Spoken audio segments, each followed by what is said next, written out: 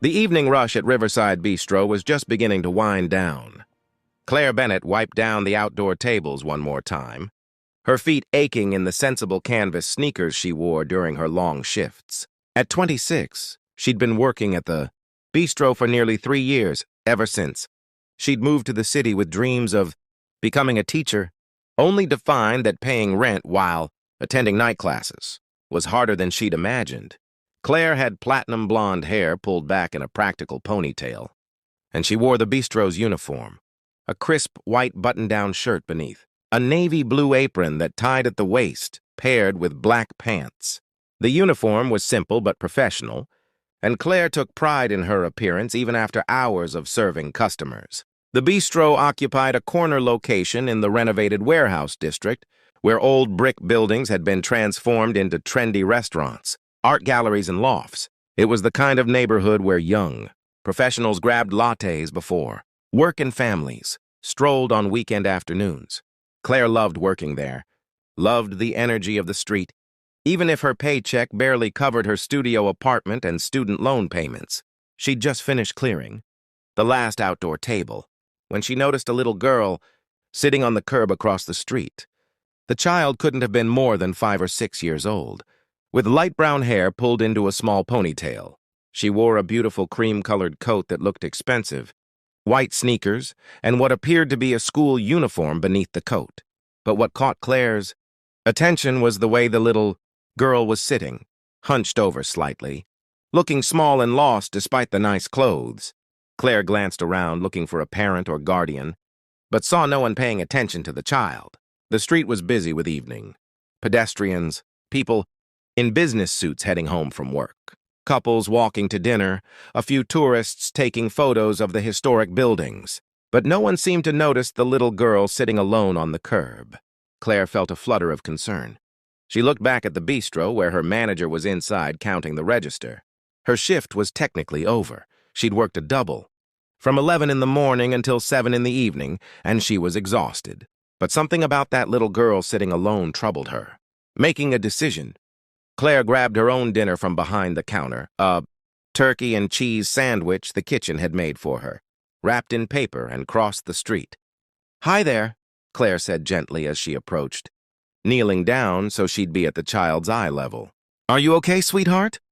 The little girl looked up, and Claire saw that her eyes were red-rimmed, as if she'd been crying. Up close, Claire could see that despite the expensive clothes, the child looked tired and sad and very young. "I'm okay," the little girl said in a small voice, but she didn't sound okay at all. "Are you waiting for someone?" Claire asked. "Your mom or dad?" The little girl nodded. "My daddy. He said to wait right here, that he'd just be a minute. But it's been a really long time." Her lower lip trembled. "And I'm hungry. We were supposed to get dinner, but then Daddy got a phone call and said it was important and I should wait." Claire felt her heart squeeze. She looked around again, searching for any adult who might be looking for a child, but saw no one. "How long have you been waiting?" Claire asked. The little girl shrugged. "I don't know. A long time. The sun was still higher." She pointed vaguely at the sky. Claire made a quick calculation. It was nearly 7:30 now, and the sun had set around 6. So at least an hour and a half, possibly longer, this child had been sitting alone on a curb for over an hour. "What's your name?" Claire asked. "Lily," the girl said. "Lily Anderson." "That's a beautiful name." "I'm Claire." She smiled warmly. "Lily, I work at that restaurant right over there." She pointed to the bistro. "I just finished my shift and they made me a sandwich for dinner, but I haven't eaten yet, and honestly, I'm not that hungry. Would you like to have it?" "You said you were hungry." Lily's eyes widened as she looked at the sandwich Claire was holding. "Really? You'd give me your dinner?" "Of course," Claire said. "I can always make myself something when I get home. Besides, I had a big lunch." This was a lie. She'd eaten a small salad during her break, but Claire didn't want Lily to feel guilty about accepting food. She unwrapped the sandwich and handed it to Lily, who took it with both hands as if it were precious. "Thank you," Lily said, and she took a bite. Claire watched the relief wash over the child's face as she ate, and realized Lily must have been truly hungry. "Do you have a phone number for your daddy?" Claire asked as Lily ate. "Maybe we could try calling him?" I don't know his number, Lily said around a mouthful of sandwich. It's in my backpack, but I left my backpack in Daddy's car. Okay, Claire said, thinking. Can you tell me what your daddy looks like? Maybe if I see him, I can help him find you. He's really tall, Lily said. And he has dark hair.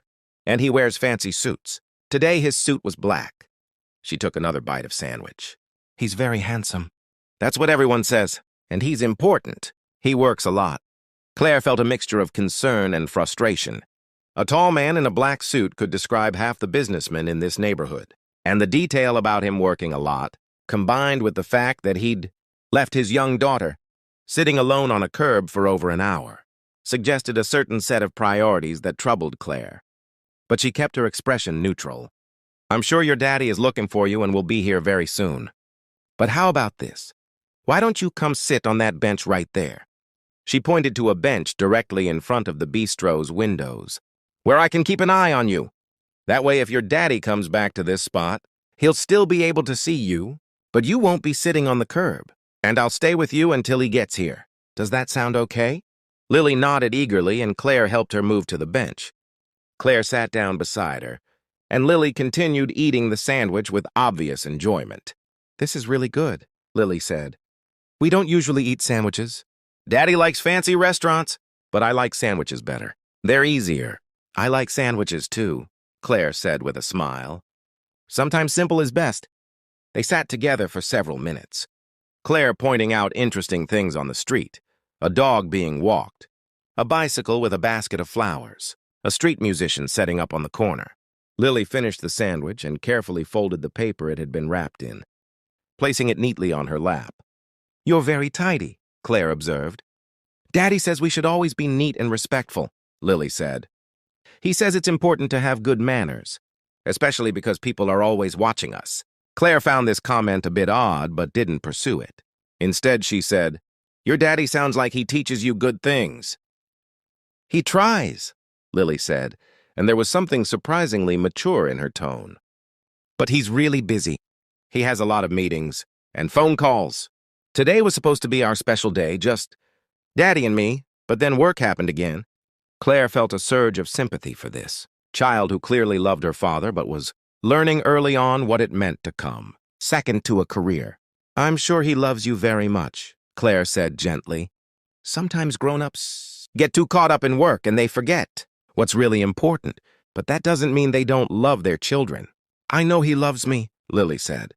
He tells me every day, but I wish he could show me more. Like, be there for school things, or not forget to pick me up from piano lessons, or not leave me sitting on curbs. The matter-of-fact way Lily said this last part broke Claire's heart. Before Claire could respond, she heard a man's voice calling out urgently. Lily, Lily! Both Claire and Lily looked up to see a man striding down the sidewalk, moving fast, his expression frantic. He was indeed tall, probably 6'2" or 6'3", with dark hair and a well-groomed appearance. He wore a black suit that was clearly expensive, custom-tailored with a white shirt and no tie. Even from a distance, Claire could see he was conventionally handsome, sharp features, strong jawline, the kind of looks that belonged on magazine covers. But what struck Claire most was the expression on his face. This wasn't just concern, it was terror, the look of a parent who'd realized their child was missing. Daddy! Lily jumped up from the bench, and the man immediately swept her into his arms, holding her tight. Oh, thank God, he was saying, his voice rough with emotion. Lily, I'm so sorry. I'm so sorry. I told you to wait by the fountain, and when I came back, you were gone. I've been looking everywhere. I was about to call the police. But, Daddy, you told me to wait by the street corner, Lily said, confused. You pointed right over there. The man closed his eyes briefly. The fountain is by the street corner. I thought you'd understand. Oh, God, Lily, I'm sorry. I should have been more clear. I should have... He trailed off, seeming to notice Claire for the first time. He set Lily down but kept one hand on her shoulder, as if afraid she might disappear again. Who are you? He asked Claire, his tone cautious but not hostile. My name is Claire Bennett. I work at Riverside Bistro across the street. Claire stood up, maintaining a respectful distance. I saw Lily sitting on the curb by herself, and she said she'd been waiting for quite a while. I gave her my dinner and stayed with her to make sure she was safe until you returned. The man's expression shifted through several emotions: relief, gratitude, and then something that might have been shame. You gave her your dinner? She was hungry, Claire said simply. It was just a sandwich. No big deal. It is a big deal, the man said firmly. He looked down at Lily. Did you thank Miss Claire? I did, Daddy, Lily said. She was really nice. She gave me her whole sandwich even though she was hungry too. The man met Claire's eyes, and she saw genuine gratitude there, mixed with something else, perhaps, an awareness of how badly he'd failed his daughter today. Thank you, he said. I can't tell you how grateful I am, not just for the food, but for staying with her, for keeping her safe. When I realized she wasn't where I thought she'd be, when I couldn't find her, he stopped, seeming to struggle with his emotions. She's safe, Claire said gently. That's what matters. But Mr. Anderson, how did you know my name? He interrupted. Lily told me. Mr. Anderson, I don't mean to overstep, but Lily said she'd been waiting for a really long time. Over an hour from what I can tell. That's a long time for a small child to be alone on a city street. She saw his jaw tighten, but he nodded. You're absolutely right. There's no excuse. I got caught up in a business call, an emergency situation that needed immediate attention. I told Lily I'd just be 5 minutes. But the call went long, and then there was another call, and he ran his hand through his hair in frustration. And none of that matters. None of that is more important than my daughter. I know that. Sometimes I forget. Claire saw the genuine remorse in his face and softened slightly. We all make mistakes. What matters is learning from them. You sound like a teacher, he said, managing a small smile. Working on it, Claire said. I'm taking classes to get my teaching certificate. Working full-time and studying at night. That's admirable, he said. Then, reaching into his jacket pocket, he pulled out his wallet. Please let me pay you for the sandwich. And for your time. And really, for keeping Lily safe. That's worth more than I can repay.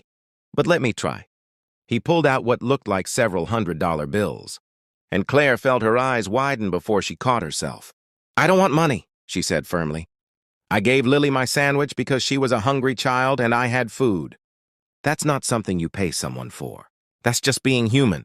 But you gave up your dinner, he insisted. You stayed with her, kept her safe. You deserve compensation. No, Claire said, more firmly this time. Mr. Anderson, I appreciate the gesture. But I didn't help Lily because I expected payment. I helped her because it was the right thing to do. If you want to thank me, just be there for her. She's a wonderful little girl, and she deserves to have her father present, not just providing. She saw something flash across his face, surprise perhaps, or recognition. He slowly put the money back in his wallet. You're right, he said quietly. And I apologize for trying to turn your kindness into a transaction. That was wrong of me. He paused. But please, at least let me replace your dinner. Is there a restaurant nearby where I can buy you a meal? Claire hesitated. She was genuinely hungry, having given away her sandwich, and her cupboards at home were fairly bare until her next paycheck. But she didn't want to impose or create some obligation. Really, it's not necessary, she began. Please, he said, and there was something vulnerable in his tone. Let me do this one small thing. You helped my daughter when she needed it. Let me at least make sure you don't go hungry because of your kindness. Claire looked at Lily, who was watching them both with interest, and then back at Mr. Anderson. She saw that this mattered to him, that he needed to do something tangible to express his gratitude. Okay, she said finally. There's a pizza place 2 blocks down. Nothing fancy, but they make excellent slices. Perfect, Mr. Anderson said. We'll all go. Lily and I owe you dinner. I already had a sandwich, Lily pointed out. Then you can have pizza too, her father said, ruffling her hair. It's not every day someone is kind enough to share their dinner with you. They walked together to the pizza place, a casual spot called Marco's that Claire visited whenever. She had a few extra dollars. Mr. Anderson seemed slightly out of place in his expensive suit among the plastic, tables and paper plates, but he didn't complain. He ordered a large pizza with various toppings and insisted Claire get whatever she wanted to drink. As they waited for their food, sitting at one of the small tables, Mr. Anderson extended his hand across the table. I realize we haven't been properly introduced. My name is James Anderson. Claire shook his hand, noting the firm grip and the calluses that suggested he didn't just push papers around a desk. Claire Bennett. Nice to officially meet you. Claire was really nice, Daddy, Lily said, coloring on a paper placemat with crayons the restaurant provided. She talked to me and showed me things on the street so I wouldn't be scared. And she didn't make me feel bad about being alone. That's because you didn't do anything wrong, Claire said gently. Your daddy made a mistake, but that wasn't your fault. James met her eyes, and Claire saw appreciation there. Thank you for that. I don't want... Lily thinking she did something wrong when the mistake was entirely mine. The pizza arrived, and they ate together. Lily chattering about school and her piano lessons and a book she was reading. Claire found herself enjoying the company, the easy conversation, the way James gave his daughter his full attention now that he was present. So you're working toward your teaching certificate, James said as they neared the end of the meal. What age group? Elementary, Claire said. I love working with young children. There's something magical about that age. They're still excited about learning, still believe they can do anything. I want to be part of nurturing that. That's a noble goal, James said. Teaching is one of the most important professions, though it's sadly undervalued in our society. Tell me about it, Claire said with a laugh. The pay certainly reflects that. Is that why you're working at the bistro? To support yourself while you finish your degree? Claire nodded. I moved to the city 3 years ago, planning to go to school full-time. But the cost of living here is higher than I anticipated. So I work full-time at the bistro and take night classes. It's slow going, but I'll get there eventually. How many more classes do you need? James asked. 4 more, plus a semester of student teaching. So probably another 1.5 years if I can keep up this pace. James was quiet for a moment, studying her with an expression Claire couldn't quite read. Then he said, Claire, would you be open to a conversation about a job opportunity? Claire blinked in surprise. What kind of job opportunity? I own a company called Anderson Educational Solutions. We develop learning software and educational tools for schools and families. We're always looking for people who understand child development and who are passionate about education. Your experience as a teacher in training, combined with your obvious compassion and patience, would be valuable. The position would be full-time, with a salary significantly higher than restaurant work, plus benefits. And we have a tuition reimbursement program for employees pursuing degrees in education. Claire stared at him, hardly believing what she was hearing. You're offering me a job? Just like that? I'm offering you an opportunity to interview for a position. James clarified. I don't make unilateral hiring decisions. We have an HR department for that. But I can make sure your resume gets serious consideration. And from what I've seen of your character tonight, I think you'd be an excellent fit for our company culture. I don't know what to say, Claire said honestly. That's incredibly generous, but I don't want you to feel obligated just because I helped Lily.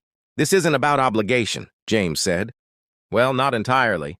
Yes, I'm grateful for what you did tonight, but I'm also a businessman, and I don't offer jobs to people I don't think would be assets to my company. You showed judgment, compassion, and integrity tonight. Those are qualities we value. The rest, the specific skills, the knowledge that can be trained. Can Claire come work at your company, Daddy? Lily asked, looking up from her coloring. Then I could see her sometimes. James smiled at his daughter. If Claire interviews well and our HR department agrees she's a good fit, then yes, she might come work for us. But that's up to Claire to decide. Claire looked at this man who'd gone from panicked parent to grateful, father to potential employer in the span of a few hours. She thought about her current life, the exhausting double shifts, the barely making rent stress, the slow progress toward her degree, and she thought about the possibility of a job that actually aligned with her goals, that paid enough for her to live on, that would help her finish school faster. I'd like to interview, she said. Thank you. I really appreciate the opportunity. Excellent, James said, pulling out his phone. Let me get your contact information, and I'll have my assistant reach out to schedule an interview. They exchanged phone numbers, and James insisted on calling Claire a car service to take her home since it was getting late. As she waited for the car outside Marco's Pizza, Lily gave her a tight hug. Thank you for the sandwich and for being nice to me, Lily said. I hope you get to work with Daddy. Then maybe we can